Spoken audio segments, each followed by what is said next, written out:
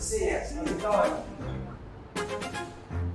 How you doing, mate? 1, 2, 3, 4. Welcome to Fight Week on TNT Sports and Discovery Plus. This is your official preview for UFC 321. I'm Adam Catterall. Pleasure as always to be in your company. The smiling assassin is here, the one and only Mr. Nick P, the man that put British MMA on the map, the Hall of Famer. Mr. Michael Bisping is here as always. And look who's here, a man that is hopefully taking British MMA to a new planet, the one and only Mr. Tom Aspinall. How are you, mate? I'm doing all right, thanks. How are you doing? Very well indeed. Good. You enjoying the sunshine of Abu Dhabi? Yeah, I love Abu Dhabi. I made my debut here 5 years ago, something like that, and we're back again to defend the heavyweight crown. Looking forward to it. What's happened in that 5 years, hasn't it, Mike? A lot has happened in 5 years. Obviously, you were the interim champion. Now you're the undisputed. You get to defend it for the first time against Ciryl Gane. Amanda, you said turned you down, abducted you a couple of times, right, Tom? That's what I heard. On. That's what I heard. They argue that they didn't, but they're not the conversations I had. Yeah, well, regardless, the fight's happening now. What are you expecting from Cyril? Because if I was coaching him, I'd be like, right, stay away from him, on the back foot, jab and jog, move around. Is that kind of what you're expecting? I mean, that's what he does in most of his fights, yeah. I think with Cyril is a lot of fans now, because of his last fight, I mean, he fought Volkov, he got the win, but it was a questionable win. So I think a lot of fans not really giving him a chance. I actually think he's really good. I took him really seriously.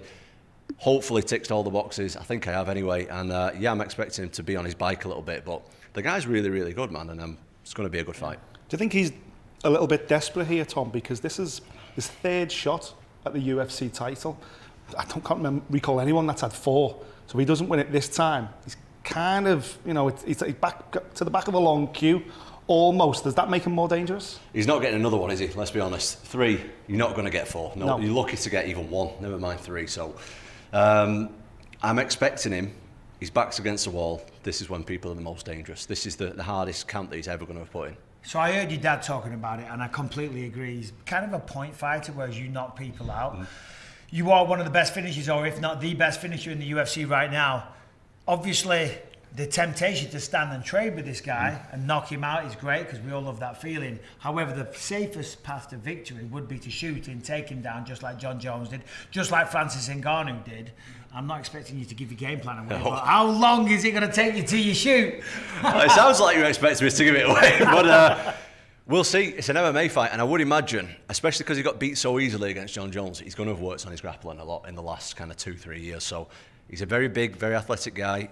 His body awareness is really good. He positions himself really well in the cage. But listen, whatever's available, I will take it. Talk to me about pressure, mate.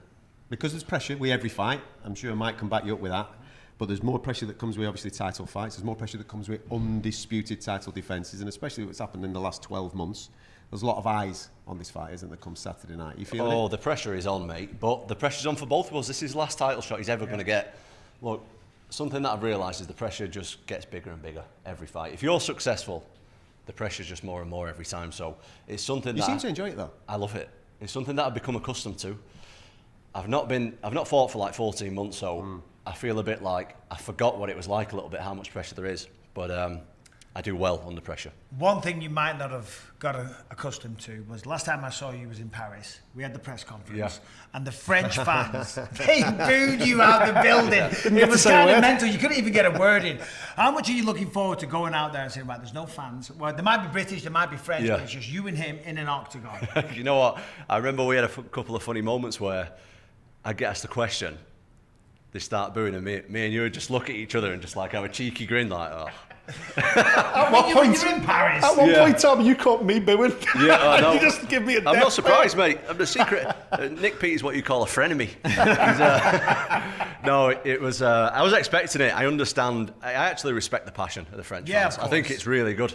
Obviously, to be on the receiving end isn't great, but I expected it. It don't bother me that. It's just me. Like you say, it's just me and Cyril going to be in there, and there's no one there to save either of us. Let me ask you, obviously, you don't want to look past a fight. That's what I know you would say. But this whole thing with Jon Jones, is that just completely forgotten about now? And especially when you hear Pereira talking about Jon Jones at the White House. What are your thoughts on all of that? In all honesty, I just couldn't really care less about any of it. I'm just like focused on this. This is what I want to do. As far as I'm concerned, that's done. That's in the past. Jon Jones is retired now. So what's the point in really talking about him? Yeah. We spoke yesterday to Volkov and Almeida as well on this card, and both of them said the same thing. I get my statement victory, I get my shot at Tom, I want it at the start of the year. Is that where your mind's at as well? I think it's going to be winner versus winner, and it's the logical thing to do. Those guys are right at the top of the rankings. There's obviously me and the champion fighting Cyril, #1 contender, and those guys are the next two guys. So I think they'll do winner versus winner. When you look at that matchup, who do you think takes it? In all honesty, I've not seen enough of Almeida to know really how good he is. I've not seen a whole lot of footage on him. From what I have seen, he's a very good grappler. His stand-up looks decent as well, but I think that Volkov he's big, he's strong, he controls the range really well. And he's had 50 fights. So I just think maybe the experience factor, I think Volkov can take it. How is it with you and Cyril? Have you bumped into each other this week? Is it all cordial? Is it all nice? Or is there a little bit of tension? I've not bumped into this week, but I've been around him a lot in the past. Cyril is a good guy, but at the end of the day, he's in the way. Yeah. It's me or him, and it's going to have to be him. What do you reckon that documentary we made about you? It was fantastic. It's all right, isn't it? It's great. Proper job. Road to Undisputed. It's available now, by the way. You can go and check that out. But part of that conversation in that documentary is about the mental challenges that you've had over the last 12 months in particular. Obviously, when you were out of uni, you talked about that quite extensively, how mentally challenging that was. Do you think the last 12 months has been more mentally challenging because the knee was kind of in your own hands and of when you came back? This has kind of been out of your hands, getting back into competition. Yeah, it was definitely challenging. You know, anytime, like, being a professional fighter is my job. And I've not been able to go to work for the last year, and that's nothing to do with me. So, yeah, that has definitely got its challenges, but that is in the past, mate, and we are moving forward. Activity. So what does 2026 look like? Could we see, we're just about to see Merab defend his belt for, the fourth time this year, in December. Could we see maybe Tom Aspinall try and do 3 or 4 next year? I'd like to get 3. I think 3 in a calendar year is what I'm looking at, for sure. If I can, if the fights go quick and I can get through them quick. To be fair, it isn't really the fights that take it out, it's the training camps. When you get big guys training, a lot of miles on the clock. Guys like Merab, they can just go all day. They don't get injured as easily and stuff like that. But I would like to be definitely more active than fighting once every 14 months, for sure. Well, let's throw some love on that training camp, because you've got some big lads in there and they're all doing well, aren't they? Anti's doing well and what have you. Now in the UFC, I saw that a couple of wins at the weekend for the big boys. How much has that levelled up your game as well? Setting up your own camp, working consistently with big lads rather than all different sizes of people. How much did that help you level up? Well, we've been doing that for a few years now, to be honest. My dad has set up a really, really good training room every day. Like, every day there's heavyweights in the room at a really, really high level. We've got some of the best heavyweights in the world and light heavyweights training with us. It's just so important for big guys. You've got to feel big bodies. You've got to move around at the pace of a heavyweight. It's no good someone my size training with a welterweight, for example. There's bits you can get here and there, but not every obviously day. You can get the speed and stuff like that, but if you're a big guy, you need to be training with other elite big guys. Well, you've got to feel the consequence of the shots as well. Not only taking them down and the strength and all the rest of it, but you've got to feel the threat of the punches coming back your way. Definitely. And as you just said there, like, the grappling. The grappling is the biggest difference, I think. Just because grappling with a big guy who's good is far more exhausting than a little guy who's good. You get a big guy on top of you throwing the punches down, it's absolutely exhausting, so you need to be used to that. You tell us all the time, Tom, because your fights are so short, that we've only seen the tip of the iceberg. We haven't seen the full Tom Aspinall repertoire yet. How far are you away from your peak, do you think? I don't think I'm close to my prime yet, to be honest. 32, I think I've got... I don't know how many years I want to fight for, but I think I'm getting better and better all the time, and I think physically, mentally, I'm maturing a lot now as well, and I think that's going to show in the next coming years. Does part of you want to prove that as well?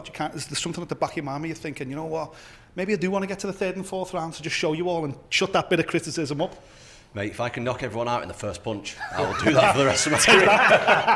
But look, if I have to, obviously I'm prepared.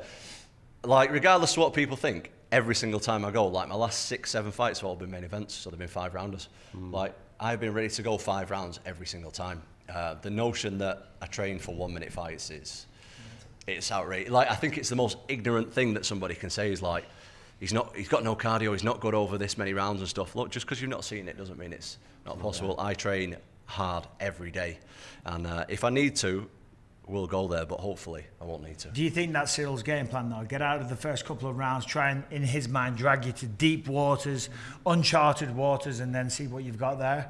I think that's everybody's plan, to be honest, but we'll see. We will see. Listen, enjoy the rest of your week, mate. It's great to be back, obviously following you on this mad journey, and it's also great to be talking about an undisputed heavyweight title fight. We've not been able to do that for some time, have we? I did mention the documentary there. It is available, The Road to Undisputed. It's available on TNT Sports and Discovery Plus. Make sure you go and check it out. It's fantastic. We all contribute to it. He's in it as well, doing his thing.